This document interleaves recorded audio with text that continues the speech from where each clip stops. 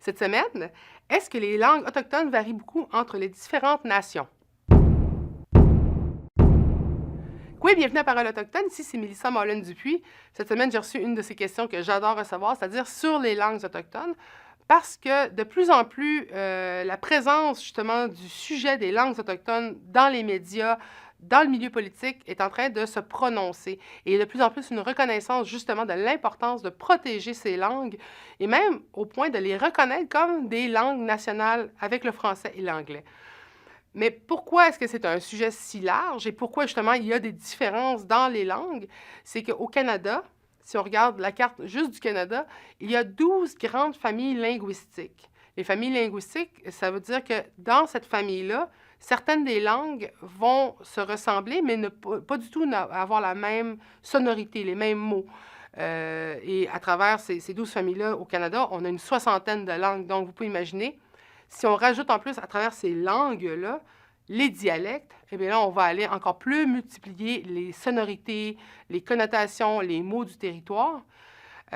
Au Canada, ces 12 familles-là, il y a quand même 3 grandes familles qui sont présentes au Québec. La famille Iskaliut, qui comprend les Inuits, la famille algonquienne, pour ne pas se tromper avec algonquin, qui fait partie de la famille, qui comprend aussi les Cris, les Atikamekw, les Inuits, les Naskapis, les Malécites, les Mi'kmaq, les Abénakis. Ce sont des familles qui vont avoir des sonorités très proches, mais aussi très différentes si vous entendez les deux langues. Et la dernière famille au Québec, c'est la famille iroquoienne.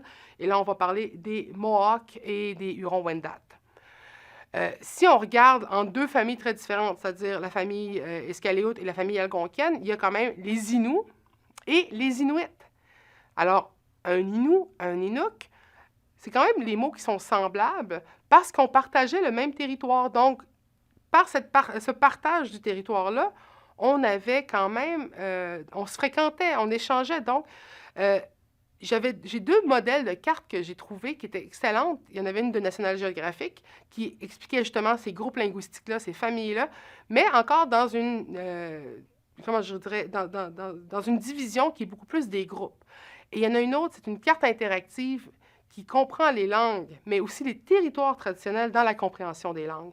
Et ça, c'est très important. Parce que là, si on regarde juste la langue Innu, par exemple, parce que c'est ma langue, les dialectes vont changer énormément d'une communauté à l'autre. Si on regarde les Inuits, les Îles-nous même au lac Saint-Jean, parce que les autres, ils ont la lettre L en plus, et qu'on compare les mots utilisés puis la prononciation des Inuits de la Basse-Côte-Nord, c'est extrêmement différent. Et pourquoi c'est différent? Parce que le territoire change. Le territoire va influencer quels mots on va utiliser plus souvent, quelles rencontres on va faire aussi avec d'autres nations. Et non seulement ça, mais le territoire change. L'approche du territoire est tellement importante que même quand on a eu la mise en réserve, la langue s'est déclinée entre la langue de bois et la langue de village.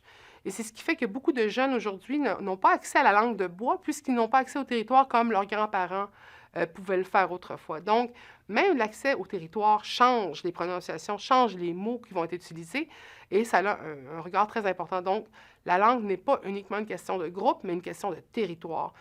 Alors, vous comprenez comment ça peut être un sujet passionnant parce que là, tu regardes juste les Inuits, mais là, comment on fait pour écrire des textes? Comment on fait pour créer des livres? Eh bien, il y a des exercices qui se font entre nations d'uniformiser la langue et on va trouver des dictionnaires qui vont être uniformisés, mais on ne veut pas non plus perdre cette belle distinction des dialectes. Donc, mais c'est juste une manière de pouvoir travailler ensemble sur une seule langue.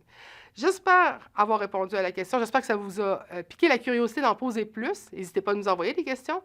N'hésitez pas à partager la vidéo. On vous souhaite une très belle semaine de la part de Parole autochtone.